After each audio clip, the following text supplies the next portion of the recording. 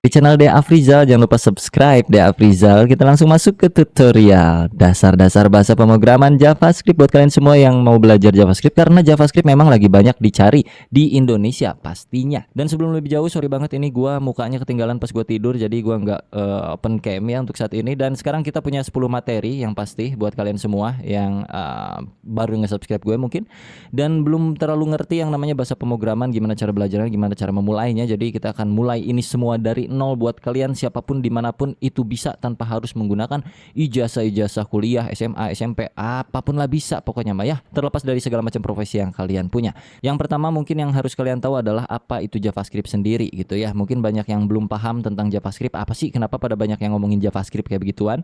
Lalu yang kedua, gimana caranya penggunaan JavaScript di dalam sebuah website. Ada banyak cara untuk menggunakan JavaScript, jadi nanti kita akan bahas juga. Dan yang ketiga itu ada penggunaan alert, prompt, log, dan comment. Untuk yang keempat ada variable, gimana cara kita mendeclare variable ataupun mengisi value terhadap variabel itu sendiri. Di poin kelima kita akan belajar tipe data dan juga operator, karena tipe data itu memang banyak sekali di berbagai macam bahasa pemrograman. Itu tipe data memang sangat banyak, termasuk juga di JavaScript bro ya. Ada yang bertipe objek dan ada yang non objek. Lalu di poin keenam kita akan belajar JavaScript array method, dan di poin ketujuh kita akan belajar bagaimana cara melooping di dalam JavaScript menggunakan for, while, do while, dan apa bedanya antara ketiga hal tersebut.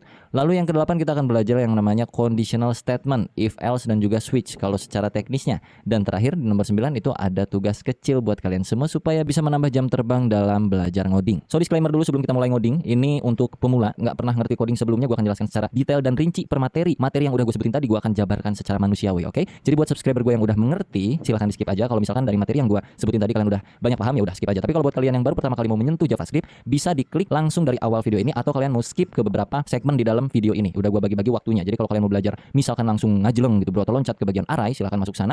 Atau mau full, itu sangat berterima kasih gue, apalagi tanpa skip iklannya, karena disitulah sumber tambah penghasilan gue. Masih bingung buat website WordPress? Pilih Hostinger dan kamu bisa bikin WordPress dengan cepat.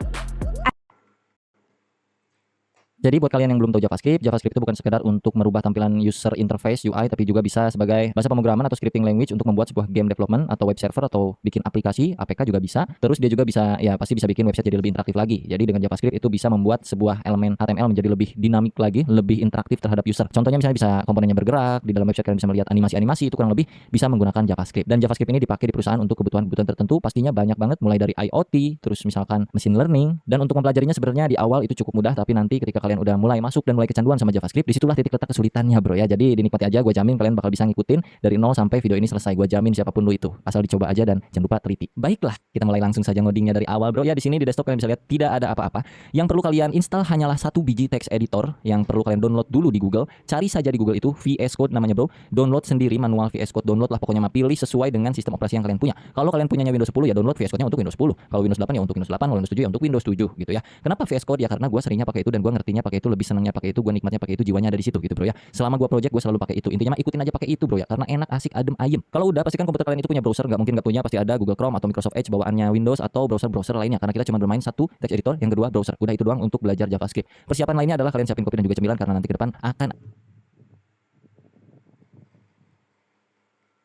ada satu playlist baru namanya JavaScript tutorial, dan ini khusus untuk seputaran JavaScript. Buat kalian yang masih pemula pengen belajar dari nol, itu ada playlistnya. Bisa dicek di homepage gua atau masuk ke menu playlist ini, atau kalian bisa klik juga di bagian judul dari playlistnya di sini. Kalau kalian klik akan muncul banyak, nggak banyak sih, masih 2 video, jadi bakalan gua update terus untuk playlist JavaScriptnya. Nanti kalau kalian cek ke dalam playlistnya, di sini bakal sesuai urutan ya. Jadi yang paling atas tuh yang awal, terus lanjut ke 2, 3, 4, 5, 6 sampai seterusnya. Cuman memang kalau dibilang struktur nggak terlalu terstruktur juga, tapi intinya semua materi JavaScript akan gua masukkan ke playlist ini, dan kalian bisa pilih sesuai dengan judulnya. Semua yang gua masukin berupa JavaScript ke dalam playlist ini itu adalah yang sering gua pakai di industri ataupun pas gua belajar dulu bahkan gitu ya. Gua belajar apa aja akan gua masukkan ke sini. Kita langsung masuk aja ke video kali ini. Kita akan belajar yang namanya DOM atau Dokumen Object Model.